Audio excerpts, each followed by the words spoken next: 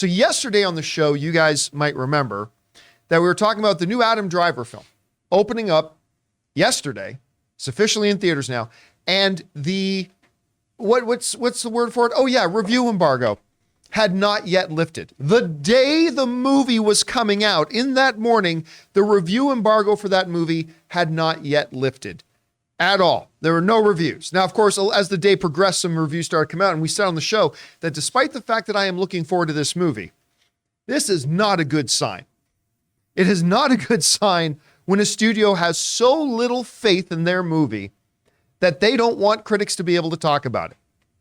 Well, with all that in mind, myself, Ann, and Ray, we went to go see 65 yesterday. Gluttons for punishment. Gluttons for punishment. And you know what? I had a much better time than I thought I would. I enjoyed this movie. I thought this movie worked on several levels. One, just as a kind of, dumb, just kind of an action film, like running from dinosaurs. Dude with a gun running from dinosaurs, right? That's a lot of fun. So you could do that part right. You give some fun. But you know what? I thought the underlying story of the movie was had a hook. The story had a hook to it. We understand the character and his emotional state and all that kind of stuff. And so, look, I'm going to tell, this isn't really a spoiler because this is stuff that you find out in the first 30 seconds of the movie. This is just the premise, right? This is just the premise. So Adam Driver's characters do not go back in time. He's actually from he's from another planet. And 65 billion years ago, there was another civilization out there, and Adam Driver is basically a bus driver. And his ship comes into a meteor shower, he crash lands, and it's him and one other, but they kind of do reveal this in one of the trailers. It's him and one other survivor. One of the passengers survives. And they got to survive this prehistoric Earth with dinos running around and all that kind of stuff.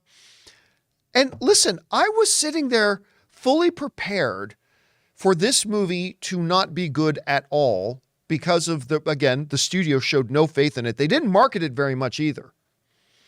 So I was waiting for them to I was waiting for the movie to get bad. It's like, okay, this is an interesting start. Must get bad any minute now. It's like, all right, we're through the first act. This must be where it goes south. But it doesn't. That was me and Ant-Man. I know. Was it really? Yeah. I just thought, he said it's going to get bad. But... Well, I mean, and hey, you're not alone. A bunch of people liked Ant-Man. That's great. But I was like that. I was sitting there waiting for this thing to get bad. And I'll tell you what, no, is this going to end up in my top 15 movies of the year list? Probably not. No.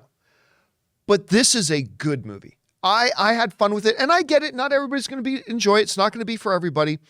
But I thought Adam Driver, listen, give him a movie where it's basically him. Just him. He's on screen almost the entire movie, and he shows off that he's an actor who can carry a movie. I had fun. And man, that blaster that he has equipped, awesome. The sounds of that thing were like, okay, that's something from Halo, something from... Look, this movie had the elements that I love about everything. It's like dinosaurs. Yeah. There's an element of natural disaster in there. Yes, there is. There is space. I mean, this movie was for me. Like I spent the whole night I was thinking about it. It was 90 minutes. The whole night I was thinking about it. And I was like, I really like this movie. I can even say it's one of my top surprise hits of the year so far. Surprising as in I didn't go in there. It had dinosaurs, but that's just me being optimistic. Yeah, but because you went, I remember when we parked and we were walking in, you started talking about it as you goes, I bet there's not going to be many dinosaurs. Yeah, I was already shitting on it. They're going to sell us short on the dinosaurs. And then this morning when we came in the office, he said something I very rarely ever hear Ray say. He said, you know what?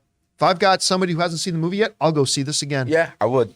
Don't hear you say that often. There was a lot of, well, I hope if someone had a camera on me, it would be the most funniest video ever. Cause I startled out of my chair 2 or 3 times to the point where it's so bad. I looked around, you know, when you think everyone's looking at you, Sit down, I looked around and I was like, and then I just kept going like this.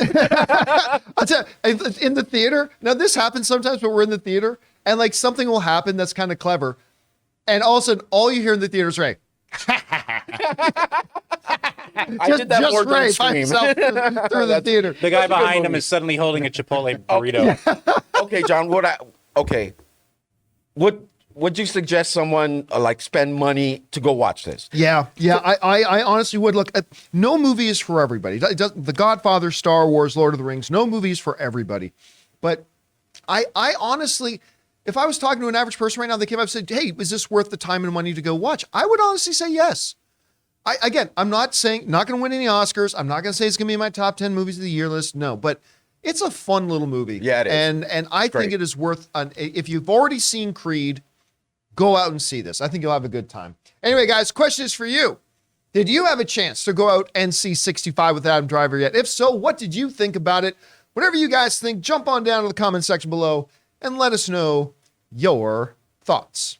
We want to take a second to thank a sponsor of this video, Mint Mobile. If saving more and spending less is one of your top goals for 2023, why are you still paying insane amounts of money every month for your phone bill? Switching to Mint Mobile is the easiest way to save this year. As the first company to sell premium wireless service online only, Mint Mobile lets you order from home and save a ton with phone plans starting at just $15 a month. You guys know I made the switch over to Mint Mobile a while ago. The process couldn't have been easier, and I can't believe that I am spending less than a third of what I was spending on one of the other major carriers before. By going online only and eliminating the traditional costs of retail, Mint Mobile passes the significant savings on to you. All plans come with unlimited talk, text, and high-speed data delivered on the nation's largest 5G network. Use your own phone with any Mint Mobile plan and switch easily in minutes with eSIM. To get your new wireless plan for just $15 a month and get the plan shipped to your door free, go to mintmobile.com/Campea. That's mintmobile.com/Campea. Cut your wireless bill to $15 a month at mintmobile.com/Campea.